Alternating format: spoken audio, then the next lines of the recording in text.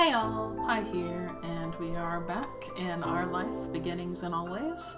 And last time, Lizzie got herself into some trouble, so now she's gonna have to apologize, and let's just go. Once everyone was inside and done taking off their shoes, she propped her hands on her hips. So, Now then, Mr. Holden's car is in his driveway, so he should be back from work. That's good news, isn't it, Elizabeth? You and Cove can hash things out before the day's done. Lizzie didn't complain or put up a fight. Her head ducked so she didn't have to meet anyone's eyes. She nodded once. Good. Let's move this to the kitchen. Mom went over to the house phone, the rest of you following behind her. Mommy put a gentle hand on Lizzie's shoulder as they walked side by side. You watched them from the back. This was only happening because you told on Lizzie. You hadn't liked doing it, but had to. Being a tattletale didn't feel good, and you wouldn't want someone else to tell your moms everything you did. Still, your mom had asked directly, and you wanted to be a liar even less. The four of you stood around the kitchen in a lopsided square. All eyes were on Lizzie, who kept her gaze on her feet. You remember the number for Cove's house, don't you, honey? Lizzie jerked her head in another nod, sullen. Without further prompting, she stepped forward as she began to dial. Ooh. I remember these. Back in the olden times. Mom reached over and pressed the button at the base. Suddenly you could hear the phone ringing.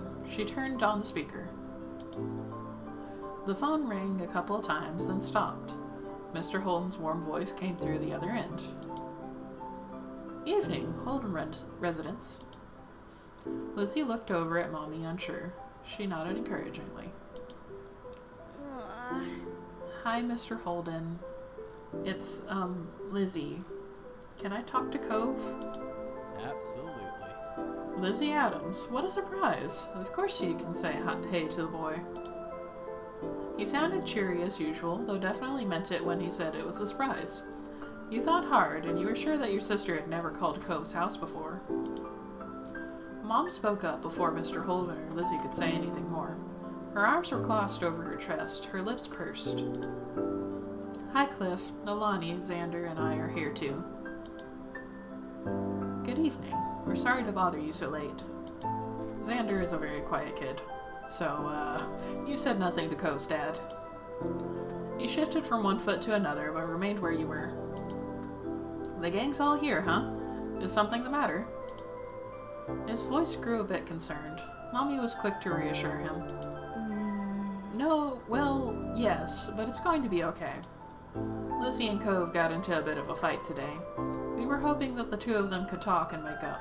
Is this a good time for you and Cove? What? A fight? Cove didn't tell me anything about that when I came home. It does explain the funk he's been in tonight. He chuckled lightly. Despite that, it didn't seem like he really thought it was funny. Anyway, it's good you didn't catch us at a bad time. I'll go grab him for you.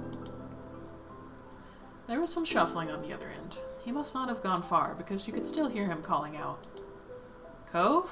There's someone on the phone for you. After a beat of silence, there was more muffled talking from Cove's dad. Come on, bud. Lizzie called just so she could talk to you. It took a bit of back and forth, though the conversation seemed one-sided since you couldn't hear Cove properly. Eventually, Cove took the phone from his dad. Hi. Hello? Hey, it's Lizzie. Yeah, I know. Dad told me. Cove's tone was defensive. Lizzie turned to Mom, scowling. One stern look from her, though, and Lizzie turned away. Sorry. I just called to say I'm sorry for not playing nice with you today. I won't do it again. Lizzie's eyes were downcast, her voice low. You could tell she felt uncomfortable apologizing to Cove in front of everyone. She was still being genuine about feeling bad. Cove must have realized that too, because he sighed so quietly. I want gold. Lizzie was momentarily stunned, silent by the demand. You had no idea what it meant, like, what's going on? Alright, you win the gold. So I remember what the argument was about from the last time I played this, but I'm not going to actually comment on it directly. You can go watch that first series right now if you want to. It is all up on YouTube. Okay, I guess I'm sorry too. A sense of relief washed over everyone at his acceptance of the apology. Mom uncrossed her arms while Mommy's shoulders relaxed. Lucy's eyebrows raised up. He wondered if she thought that he'd refuse her apology. Dad, can I get off the phone now? You couldn't see him, but it was obvious that Cove felt awkward about the situation. He had come off uncomfortable the entire time, really. Yeah. Yeah, you can go back to your room if you want. Be sure to say goodbye first, though. Bye, Lizzie. Bye. With that said, Cove must have handed the phone to his dad and left, since Mr. Holden spoke up. That's a relief. All's well that ends well, as they say. Thanks for arranging this. I'm sure he appreciates it. As Mom replied, Lizzie tugged on Mommy's hand to catch her attention. Can I go now, too? Good job. Sure, sweetie. Thank you very much for apologizing to Cove. Mom flashed a brief smile at Lizzie and nodded her agreement. Given permission to leave, Lizzie scurried off towards the stairs. She seemed to be feeling much better with the incident behind her. Mom and Mommy returned to the phone, taking it off the speaker. They continued talking to Mr. Holden. You couldn't tell what about. You were glad that was the end of it all. Lizzie and Cove might not get along, and probably still won't, but they weren't mad at each other anymore. Mom and Mommy weren't upset either. Everything was finally back to normal. With that thought, you retreated to your own room with a spring in your step. Aww, that was kind of a sweet ending. Alright, on to the next moment. This is one I haven't seen before, so I'm excited. The night was incredibly still. You really couldn't ignore how silent it was. It was almost eerie.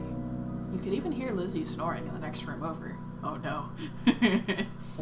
It was hard to believe how much of a blur today was. Summer sure did slip right past you.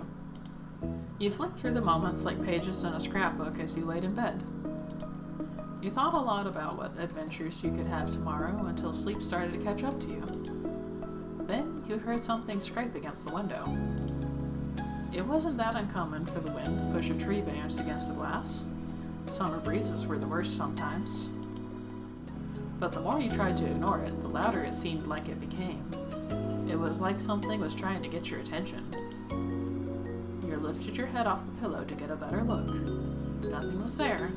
Nothing you could see, at least. I honestly can't imagine Xander just ignoring it. He seems like the type of kid that's very anxious all the time and would freak out. You had to investigate the mysterious sound. It's too creepy to ignore. You practically jumped out of bed and crept down the stairs to go outside. Your moms were still awake. They stayed up so late, it seemed. Luckily, they were watching TV and didn't hear the soft click of the front door opening as you slipped past. Child? You're going outside? What are you doing? You looked around the neighborhood for a few seconds, checking over each individual house. It looked normal, but it didn't feel that way. You knew you weren't supposed to be out here right now. I thought I was gonna go check the window, not leave the house. What? Okay, that's fine. It scared you. You didn't know what had come over you. If something bad happened, no one would know where you had gone, and the thought of that made your stomach tighten in fear. The ease with which you had slipped out only served to make you feel worse. Your moms didn't need to be vigilant because they had trusted you not to do exactly what you were doing. Xander! Cove. You twitched at the sudden call, immediately calming down upon seeing Cove walking up to you. It was strange, and yet also completely normal to have him appear like this right now. Child? Both of you! Both of you!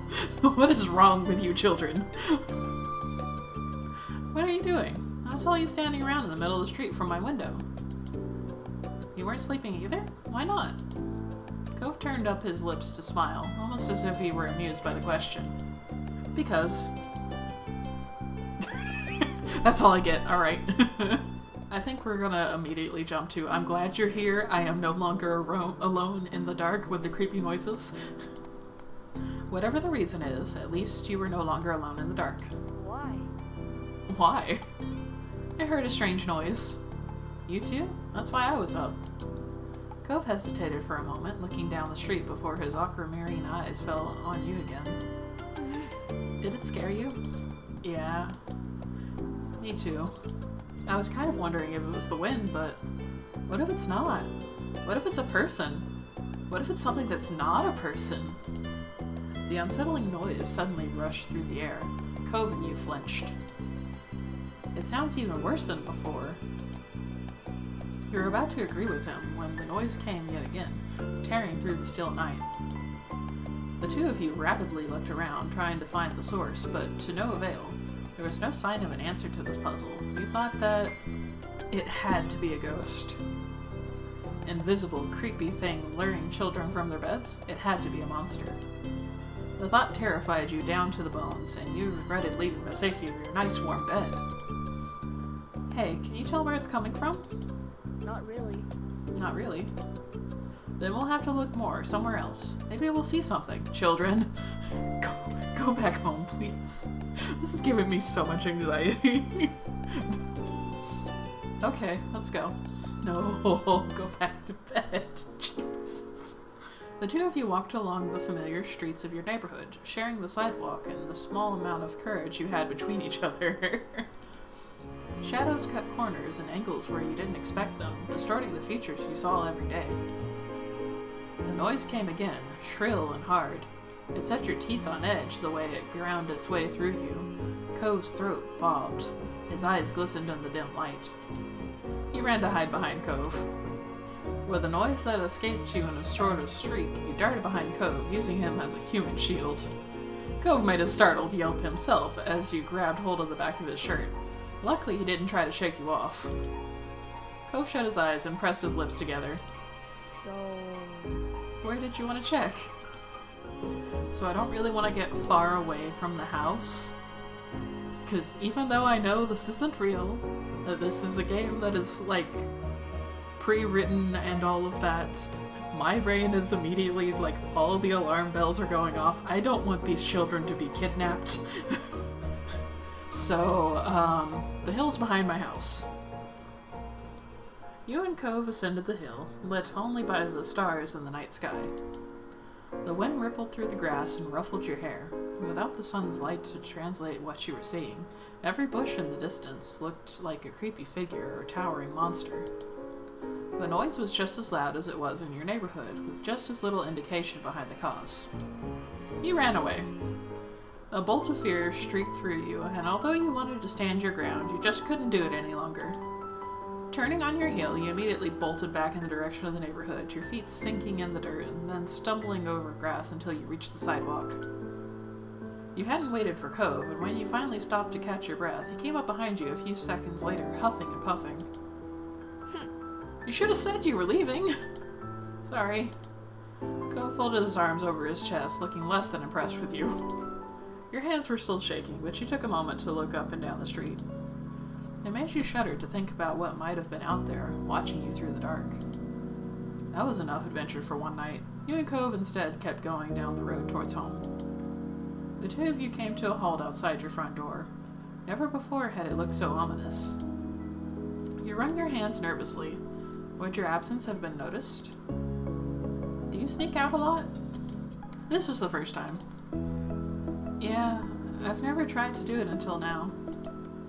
Thought so. How did you know? I hadn't seen you out of my windows this late before. That was fair, though it could have been possible you were just so good at sneaking that this was the first time he had caught you. Are you worried about getting caught? No. No? Child? He was so forthright that you believed him completely. But your dad, won't he get mad or sad if he catches you? He's never happy with what I do. Oh, poor Cove. Oh, you didn't know how to react to that. Not knowing how to respond, you went back to staring at your front door. Alright, I'm going in. Bye. Okay, good night.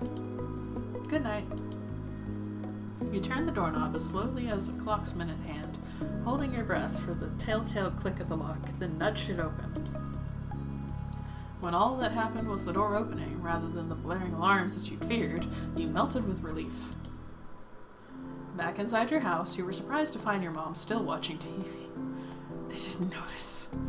Oh, that's awful. That's horrifying. I let's just say, if my future child ever did this, I would feel things. I would feel a lot of feelings. Weirder still, it looked like they were on the same show as they were watching before you left, yet you were positive you'd been out investigating for hours. Perhaps you could use the distraction to your advantage. If you could just get up the stairs, you'd be safe from suspicion. But how could you get there? You tried to sneak past. It worked once before, right? You hug the wall as you creep delicately around the perimeter of the room. It was a valiant effort that any spy would have been proud of, right up until the moment when you tripped over a power cord and nearly fell over. How did you get out the first time? Xander? You might not have fallen, but your accident ruined your cover. You had been spotted. They abandoned the couch and their show to hurry over. You were still in a state of surprise. You weren't in trouble yet. Are you okay? What are you doing down here, sweetie? Did you have a bad dream? Remain quiet. You did not answer. Their surprise gave way to concern, and the two shared a look. Sweetie. Honey. Mom took you by the hand and led you up the stairs. Oof, your hand is cold. Why didn't you come over to us? I was supposed to be in bed. Xander, you won't ever be in trouble for coming to us when you're frightened. We'd much rather you came to us than try to solve things all by yourself. Your phrasing made you feel bad. The nervousness ate at you as you were tucked into bed. Your moms assumed that your flushing and insistence on delving under the covers was part of your fear, and spoke to you softly until you calmed down enough to peep out from underneath your sheets. Once your moms had left, you turned over, the night's adventure in your mind. It was still hard to believe that you'd really done it. It was harder still to believe that you'd gotten away with it. Even now, you half expected to be caught somehow. Perhaps you'd left the door ajar, or trailed sands where they'd already swept up. You wondered how Cove's dad had handled his return. Cove hadn't been at all scared about his dad's reaction. Wriggling down deeper underneath the sheets, your thoughts turned to what the noise could have been. Nothing had been solved tonight, but that wasn't so bad. There were a lot of mysteries in this world. Your thoughts morphed into dreams, carrying you to more and more outlandish visions of what might lay behind the strange sounds. The next morning proceeded mostly like usual, though your mom seemed to be giving extra consideration since finding you last night. You later learned Cove didn't end up in trouble for the nightly escapade either. It was unclear whether that was because his dad chose not to punish him, or if Cove got away with it. It was amazing to you that it all worked out for you both. As for the sounds that started this all, the adults around were convinced it was nothing more than the wind. For your imaginative mind, that wasn't nearly enough. How could they accept something so simple so easily? Maybe it'd make more sense when you were grown up too. Huh. That was a surprisingly short one. Though that might just be because of the choices I made. Alright. I guess we'll start long day and see how far we get. It was another scorching summer day, the kind where no sooner had you finished one cup of water, you were already filling it up again. Oof. Every day in Texas? Everyone else had something on, so that afternoon it was just you and Shiloh. This didn't happen much, especially since Cove had arrived. Without Lizzie around, Shiloh looked to you for all the answers. It made you feel frustrated. He was always wanting to hear what she thought instead of giving his own opinion, and expected you to come up with the plans. It was hard work, especially for such a hot day. You drained yet another drink and frowned at the empty vessel. Your thirst was gone, but you still craved something icy, cold, and refreshing. Something sweet. Something like... let's go with the classic. A popsicle.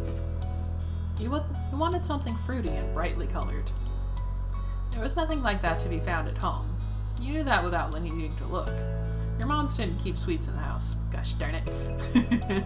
Outside, there were plenty of places where such goodies could be obtained, but they were shops and demanded payment in exchange for their products. You sighed. As much as you really wanted that treat, it wasn't going to happen. What's wrong? I want a popsicle. Shiloh, who had been draped over the sofa, perked up. Yeah. That sounds good. We don't have any here, and I don't have any money. Oh, let me check if I have any. Shiloh rummaged in his backpack and proudly produced an assortment of coins plus one stray button. He set the button aside and counted the coins in neat piles. Just over $1. He announced this to Shiloh. He had almost certainly come to the same conclusion, but he'd been watching you expectantly. It's not enough. Sorry. I'm sorry. We'll need to find some more. Okay. The two of you lifted couch cushions, stuck tiny hands down deep crevices in the sofa and under the furniture, and scoured the back of drawers. Most of what you found was useless or gross. Bent paper clips, fluffy wisps of dust, or sandy crumbs. But every so often you would strike silver or bronze and add it to the growing pile of coins. Dusty and disheveled from checking every room and squinting into every tiny nook, the two of you finished pulling your funds. Shiloh held his breath as you counted the coins once again. $2.53 and 2 buttons. Oh no, the buttons are multiplying. You didn't know when the second button had decided to join the party, but you were too pleased with your successful haul to throw it out. Is that enough? You figured he knew the answer without looking at you for confirmation, but the thrill of your success and the reward that would follow canceled out any other feelings you might have felt about that. Yeah. You could now afford something at the shops. Just one thing, but that was infinitely better than none. Shiloh clapped his hands. Yay! The two of you dashed outside. The promise of sugar buoyed you on your destination where, breathless but happy, you stared at the overwhelming number of options. You knew what you wanted, but it wasn't just you who had contributed the funds to get the treat. He seemed to notice your pause. Aren't you getting a popsicle? Shiloh asked as though he was entirely separate from the decision rather than someone with a stake in the outcome. Do you mind? Shiloh cocked his head to the side. It was your idea. You should choose. You tried to get something you both wanted anyway. It wasn't fair for you to be the only one to decide when he'd been a main factor in making this happen. Some of the money came directly from his backpack. What do you like? All of them. They're so good. You pressed further. But what do you really like? Popsicles or ice cream? Which is your favorite? It's so hard to pick. I don't know. Frustrated, you cut to the heart of the matter. You want me to choose? Yeah. And that was that. You got the dessert you wanted originally and hoped Shiloh would actually like it too. Finally, the reward for all your hard work was in your hands. You sucked on the fruity popsicle you thought. The icy treat cooled you down perfectly, and the zesty flavor was refreshing. You held it out to Shiloh so he could take a turn. He shook his head. You can finish it. Child, you are so precious, but you are going to be used and abused by this world. He didn't want any? After everything he did to help get it? That was weird. You tried to include Shiloh. Even if Shiloh said it was okay, every story you'd ever seen on TV or read in a book said that sharing was caring. You stood your ground, even as the treat started to trickle dangerously towards your fingers.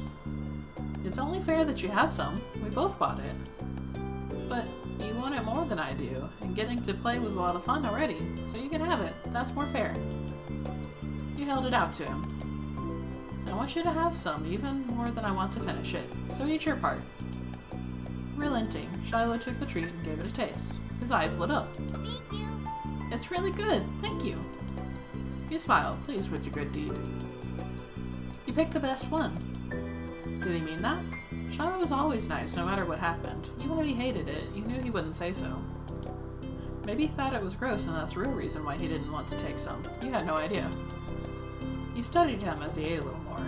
He had every appearance of enjoying himself. Still weird. The two of you began to head back home as he ate. You walked side by side on the shore in silence, but your thoughts kept drifting to the boy beside you. Why didn't he speak up for himself? It was almost as if Shiloh didn't know how to say what he felt, or was too afraid to. You thought that was kind of sad. Not being able to talk to people isn't fun, and you didn't want to be the kind of person people were scared to tell their honest opinion to. You considered asking Shiloh about it, but if he couldn't give an opinion on something like ice cream, then he wasn't going to open up about this. You hoped for the best. Maybe you were wrong, or if you were right, maybe he'd feel better about it soon. Shiloh made you unsure about setting a label on the experience of spending the afternoon with just him. There had been good times, and there had been confusing ones. You were positive of one thing, at least. The treat was delicious, and that was nice. The sun was low on the horizon as you returned to your neighborhood. There you spotted two very familiar figures up ahead, Lizzie and Cove. You opened your mouth to make your presence known to them just as you saw the tears on Cove's face. Oh no. You walked straight over, Shiloh at your heels. Once there, you were going to be diplomatic about this. Carefully asked about what happened. Without a time machine, the only way you were going to find out was by asking the witnesses. Lizzie might have done something, but she could have been in the wrong place at the wrong time, or even come to Cove's aid. You wanted to hear the story. Cove, what happened? Sander, I got yelled at. He took a deep, steadying breath. Some grandparents got mad at me. Aw, mean old people. Don't be like that. Aw, sorry. Lizzie jerked her head in the direction of the nearby house. Your heart sunk. You knew exactly what had happened.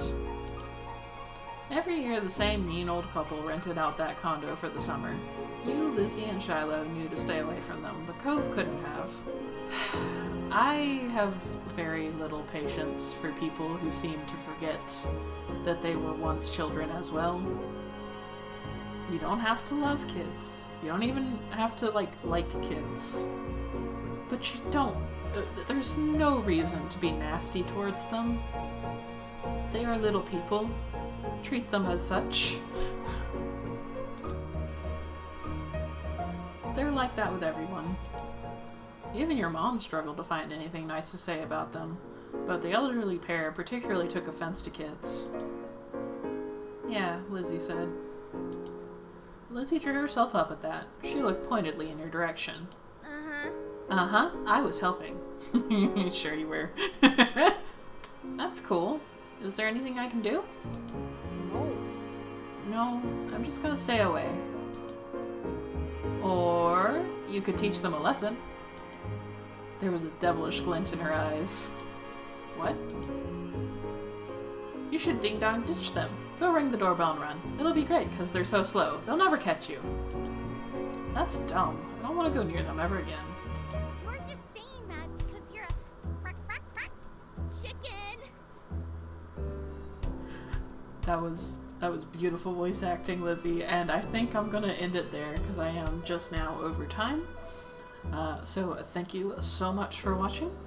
If you have enjoyed this episode, by all means, please leave a like, leave a comment if you have something to share, subscribe if you have not yet, and if you would like to support me financially, please consider checking out my Patreon.